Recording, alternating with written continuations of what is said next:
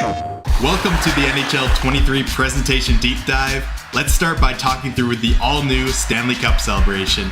We've really upped our game when it comes to the Stanley Cup celebration. In previous years, we've had a non-interactive sequence, and that's worked pretty well, but this year we wanted to give the players some agency. It's fully interactive.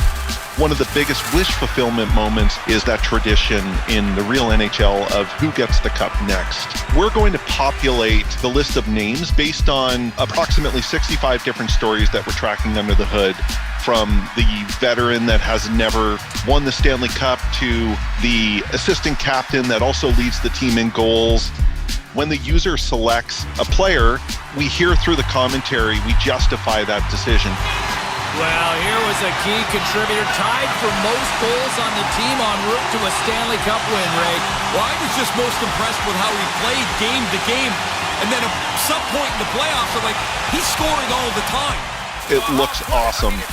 Obviously, we've completely re-mocapped the entire sequence, but we've also added effects, confetti falling from the roof, and of course, like the sparklers that are firing in the background, and it all looks tremendous. After the Stanley Cup has been won, we have this moment where, and this is true wish fulfillment, where you finally get to see your name etched on the Stanley Cup. Whatever the player list of the team is, you're ultimately going to see that name etched in the Stanley Cup, and it's a really cool sequence. It's a total revamp of one of the greatest moments inside of our game. We decided to completely revamp this year. As soon as you score a hat trick goal, we see from a wide shot just a raining down of an incredible amount of hats, but it's so awesome. We were like, let's ship with that. Inside of eShul World of Chell, we give users the ability to kind of create their own tradition. You can have teddy bears, you can have alien plushies, you can have fish, plastic rats, and roses. The work we did in game day atmosphere really changes the entire game. We did a total overhaul of the crowd audio this year. When something happens on the ice, you'll hear it from the crowd. The home team gets a penalty. The home team is going to get on the referee and start booing them. At first it'll be subtle, but as that penalty differential kind of grows, as do the boos. If you're playing a game where you come back, perhaps you win an OT, you're going to get a completely different animation that is properly representative of how hyped the home team is. The intros were in need of some maintenance. We knew we wanted to add some more emotion. If you're familiar with what we call on-ice projections, these big animated graphics that get projected onto the ice during the pregame, we've added them this year. And it's not just for authentic teams, but it's also for World of Chell and eShul. You actually see the fans waving around these awesome light sticks. And those are also fully customizable inside of World of Chell and eShul.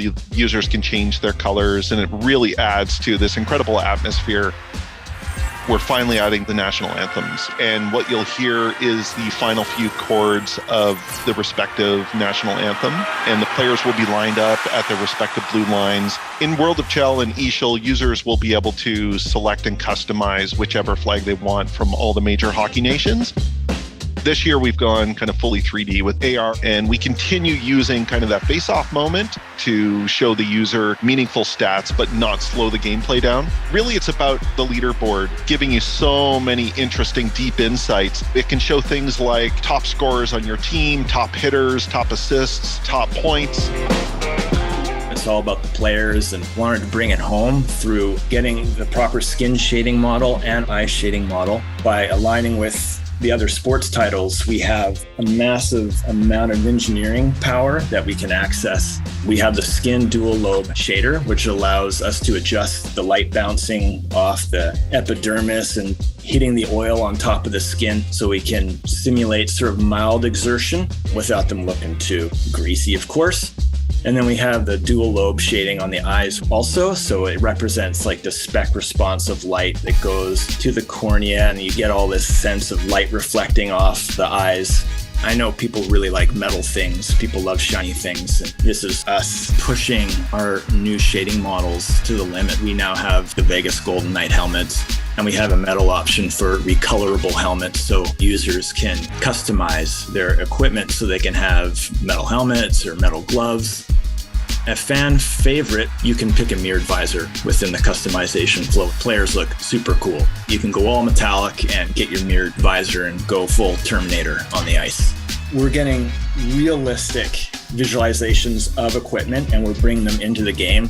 New unique geometry for goalie gear, player helmets, player skates, and player gloves. We've also done about 200 new vanity items, and we've been updating our generic head pool to represent more diverse ethnic backgrounds. We have a large pool of women being represented, not just in our star heads, but in our generic head pool as well. We have ice resolution upgrades, so they really hold up on the 4K televisions, and we also have ice displacement that happens on the ice, so you get this realistic ice buildup that accumulates around the goalie and then around the sides of the boards, skate spray accumulation on boards. We felt that really helped bring out the personality of the ice.